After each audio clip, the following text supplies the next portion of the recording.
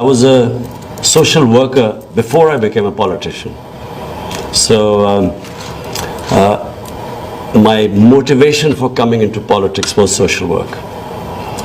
I felt that there was, if I just stuck to social work, there was so much to do that no amount of social work could make a difference. It's only if you came into government and built a welfare state, that's the only way you can really help the people in your country, the underprivileged people in your country. And hence I came into politics. I was inspired by our Prophet, peace be upon him, who set up the first welfare state in the history of mankind.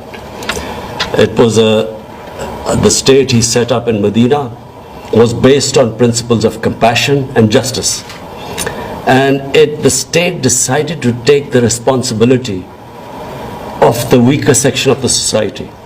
So the first time a state took responsibility of orphans or widows, of the poor people, of handicapped, and pensions were introduced first time in that state. So for the old people. And so as a Muslim, we are told in the holy book by the Almighty, the divine book, that we have to follow the example of our Prophet, peace be upon him. And hence my motivation for coming into politics, to build a welfare state in Pakistan. And so this program of Ehsaas, which basically means care and compassion, this program which you see, and which I must compliment Sania, because she has done really hard work, comprehensive, the way she has gone in fine details to set up these various initiatives under the heading of Ehsaas.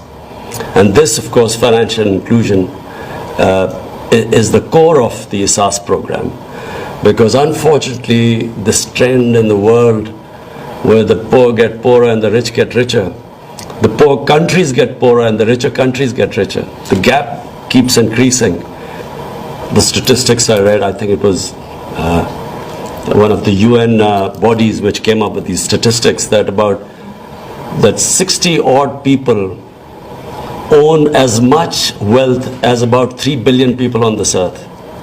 So there has to be something wrong with that system, which creates this inequality where people have such money which they will never be able to, if they lived 5 lifetimes, they would not be able to spend it. And yet on the other side you have poverty. And I also feel that this greed in the universe, where you have the rich wanting to avoid taxes, so have their offshore accounts and these tax havens, and would do anything not to be part of, not to pay the dues so that you can lift people out of poverty, as what China has done. What China has done is remarkable. I mean, they have taken out almost 700 million people out of poverty in 30 years. Never done in human history.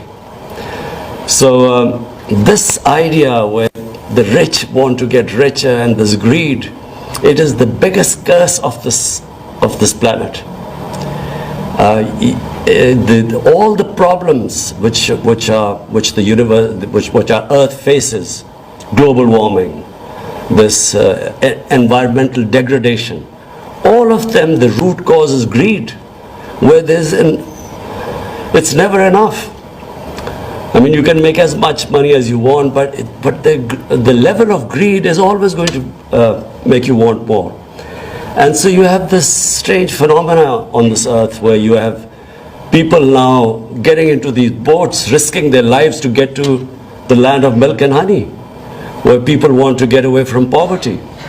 So I feel that yes, in our country we will be trying our best, not because of votes, because it's my belief that it's not a civilized society where you have such poverty, where sections of your society are deprived of their daily needs, and the rich just want more and more money and don't pay their taxes.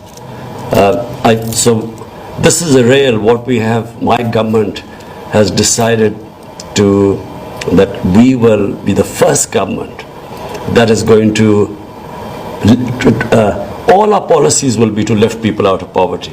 So whatever we do, our economic policies, our agriculture policy, whatever policies we make, the bottom line will be how does it help the poor people, as opposed to the elitist policies we've had in the past, where policies are only made for a small elite society. So our education system is only for a tiny elite class. You have three-tier education systems. So one is for the small elite class, which has this privileged education. Then you have the government school education, which is for the poorer section. And then right at the bottom, you have these dini madrasas, which are religious schools, which cater for the poorest of the poor. So we have a three-tier system. So the poor, the bottom two, do not get good jobs. So the society only caters for the elite. The hospitals are for the elite. Taxes, poor people, common people pay taxes because most of our taxes come from indirect taxes. The rich hardly pay taxes. So the whole mindset has to change, where the whole society as a whole decides that we cannot allow this unfair, unjust system to continue. And this Ehsaas program is a beginning. We hope that as it starts kicking in, Sania has made great efforts to make sure that there's credibility, that there's integrity in the system, that we do not allow the system to be misused, as most of our programs are misused. So we've taken great care. People are, because of our economic situation, for our restructuring the economy, getting out of an economic crisis, people are suffering. But we decided that we're not going to throw away money unless and until we have a credible system of distribution. The most vulnerable section are women from the poor background. And we cannot, as a society, cannot move forward if it does not educate and look after its women. So our top priority is to lift our women out of poverty, and we have a big range of measures which we hope that we will be able to take them out of poverty. So finally, Your Majesty, thank you for coming. We welcome you here. We hope you will come back, and we value the concern you show for our country. Thank you.